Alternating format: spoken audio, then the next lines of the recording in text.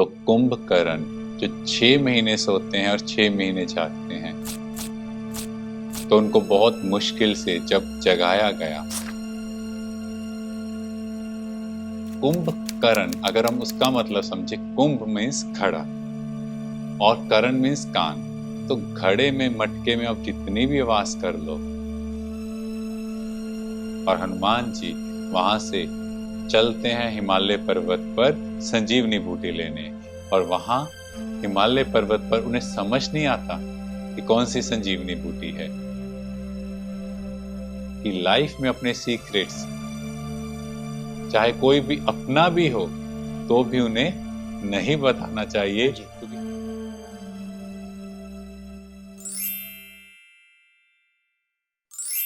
Last session में दोस्तों हमने जाना था अंगद द्वारा रावण को अंतिम चेतावनी दी जाती है और आज के इस एपिसोड में हम जानेंगे कैसे युद्ध की शुरुआत होती है।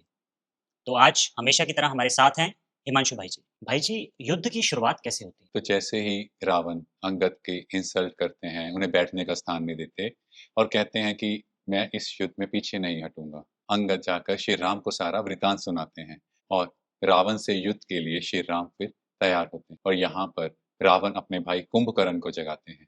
तो कुंभकर्ण जो 6 महीने सोते हैं और 6 महीने जागते हैं, तो उनको बहुत मुश्किल से जब जगाया गया, तो कुंभकर्ण ने भी रावण के इस कर्म की निंदा की कि ये तुमने सही कार्य नहीं किया है। जी। पर फिर भी भाई की ममता में आकर कुंभकर्ण भी श्री राम और लक्ष्मण से युद्ध के लिए तैयार होते हैं। तो कुंभकर्ण अगर हम उसका मतलब समझे, कुंभ मीन्स घड़ा और कर्ण मीन्स कान। तो घड़े में मटके में आप जितनी भी आवाज कर लो, वो सुनाई नहीं देती। हाँ जी। तो लाइफ में आपके ऐसे व्यक्ति आएंगे जिनको आप कुछ भी समझाते रहो, कुछ भी बोलते रहो, पर उनको समझ नहीं आएगा। इसीलिए आपको कभी ज्ञान सुनाना हो तो हमेशा पात्र देखकर ज्ञान सुनाना है, जी। जो उस ज्ञान के लायक हो। हाँ जी। और सेकंड चीज, कुंभकर्ण के अंदर भी बहुत पोटेंशियल था, पर वो आलस्य की वजह से, लेजीनेस की वजह से दिखाया कि सो रहा है। तो कई बार हम लोग भी देखते हैं लाइफ में बहुत से लोग हैं जिनमें बहुत पोटेंशियल है, पर अपने लेजीनेस, अपनी गलत हैबिट्स की वजह से वो अपने पोटेंशियल को एक्सप्लोर नहीं कर पाते। और फिर कुंभकर्ण श्री राम और लक्ष्मण के साथ युद्ध के लिए आगे बढ़ते हैं और श्री राम और लक्ष्मण उनका वध कर देते हैं। और इससे रावण बौखला जाता है, उसको बहुत क्रोध आता है और वो मेघनाथ अपने बेटे को श्री राम और लक्ष्मण के साथ युद्ध के लिए भेजते हैं। और मेघनाथ श्री राम और लक्ष्मण को नागपाश में बांध देते हैं। जी। अब चारों ओर हाहाकार फैल जाता है कि श्री राम और लक्ष्मण को नागपाश में बांध दिया गया। तो जामन जी जो बहुत समझदार थे, तो वो वहां पर ये निष्कर्ष निकालते हैं कि इसके लिए गरुड़ जी को बुलाया जाए, जी। क्योंकि कहते हैं गरुड़ जी नाग के दुश्मन हैं। और गरुड़ जी आकर श्री राम और लक्ष्मण को उस नागपाल से मुक्त कर देते हैं। मीन्स कई बार हम सोचते हैं कि इस व्यक्ति से मुझे क्या फायदा होगा, या ये व्यक्ति है इसके अंदर क्या ऐसी खूबी है, और हम उसकी इंसल्ट भी कर देते हैं। हाँ जी। और देखा जाए गरुड़ भी तो क्या दिखाया, विष्णु जी की सवारी दिखाई, बिल्कुल। पर वही उनके इस अवतार में मदद के पात्र बने। मीन्स उनको इस प्रॉब्लम से बाहर निकाला। तो हमें यहाँ ये समझना है कि हर व्यक्ति या हर वस्तु की बहुत वैल्यू है। हमें नहीं पता वो व्यक्ति या वस्तु हमारी लाइफ में कब काम आ जाए, इसलिए किसी की डिसरिस्पेक्ट नहीं करनी चाहिए। और फिर से मेघनाथ श्री राम और लक्ष्मण से युद्ध के लिए आगे बढ़ते हैं और लक्ष्मण जी मेघनाथ के साथ युद्ध करते हैं। और मेघनाथ ने शक्ति बाण द्वारा लक्ष्मण जी को मूर्छित कर दिया। जी। और जब लक्ष्मण जी मूर्छित हुए तो सभी वैद्यों को वहां बुलाया गया। उन्होंने लक्ष्मण जी को देखा और ये कहा कि सिर्फ हिमालय की संजीवनी बूटी से ही लक्ष्मण जी पुनः पुनर्जीवित हो सकते हैं, इस मूर्छित अवस्था से बाहर आ सकते हैं। पर शाम तक का समय है, अगर सूर्य अस्त से पहले उनको वो संजीवनी बूटी नहीं दी गई तो वो अपने प्राण त्याग देंगे। अब चारों ओर हलचल हो गई। तो बिल्कुल। फिर हनुमान जी को इस कार्य के निमित्त बनाया गया, क्योंकि वहां से आप सोचो कितनी दूर है हिमालय पर्वत। और हनुमान जी वहां से चलते हैं हिमालय पर्वत पर संजीवनी बूटी लेने। और वहां हिमालय पर्वत पर उन्हें समझ नहीं आता कि कौन सी संजीवनी बूटी है, और वो पूरा पर्वत ही उठाकर चल पड़ते हैं और शाम से पहले लंका पर पहुंच जाते हैं। और वैद्य लोग वहां से संजीवनी बूटी निकालते हैं और लक्ष्मण जी को संजीवनी बूटी पिला दी जाती है और वो पुनः पुनर्जीवित हो जाते हैं। हाँ जी।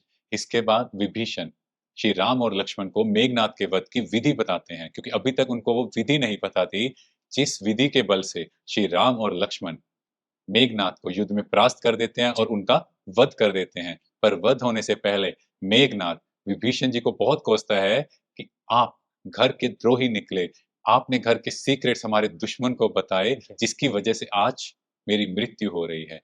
और यहाँ से कितना ब्यूटीफुल मैसेज है कि लाइफ में अपने सीक्रेट्स चाहे कोई भी अपना भी हो, तो भी उन्हें नहीं बताना चाहिए हाँ जी। क्योंकि हमें नहीं पता कब वो हमारे दुश्मन बन जाएँ। तो बिल्कुल। इस तरह से मेघनाद का भी वध हो जाता है और जब रावण को ये पता लगता है, तो रावण एकदम बौखलाकर श्री राम को ललकारता है कि अब युद्ध में मैं उतरूँगा और आपको मुझसे कोई नहीं बचा सकता।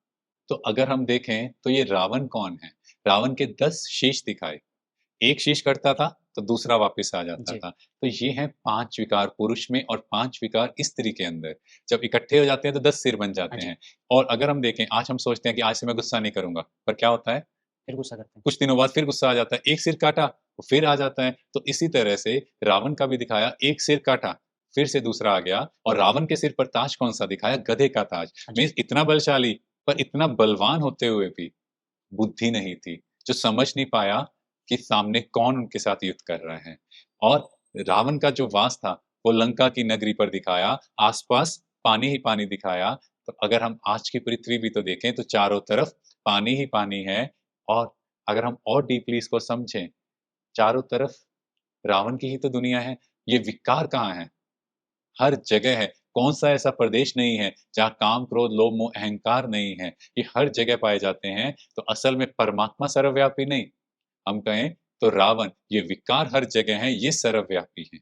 भाई जी, हम दूसरों की बुराइयाँ खत्म करने की बात करते थे। बुराइयाँ तो हमारे खुद के अंदर हैं। यस, क्योंकि हम सब देखें तो इन विकारों से ग्रसित हैं। हाँ इन जी। विकारों की प्रॉब्लम से हर कोई जूझ रहा है। किसी से भी पूछो, आप क्या चाहते हो? तो वो कहेगा कि मैं चाहता हूँ ये मेरी नेचर, ये हैबिट चेंज हो जाए, जी। पर वो चेंज नहीं कर पा रहे। कुछ दिन प्रॉमिस भी करते हैं। इवन कुछ लोग फर्स्ट जन को अफ़र्मेशन क्रिएट करते हैं कि इस साल मैं हर दिन जिम जाऊँगा या इस साल मैं ये चीज़ नहीं कंज़्यूम करूँगा। पर कुछ ही दिन बाद वो फिर करने लग जाते हैं। यस, क्योंकि उस परमात्मा की शक्ति को हम यूज़ नहीं करते, उससे रिलेशन नहीं बनाते। तो दोस्तों, हमें भीतर की बुराइयों को खत्म करना, और वो हम कैसे खत्म कर सकेंगे? जब हम उस परमात्मा से जुड़ेंगे। और अगले सेशन में हम रावण के वध के बारे में जानेंगे।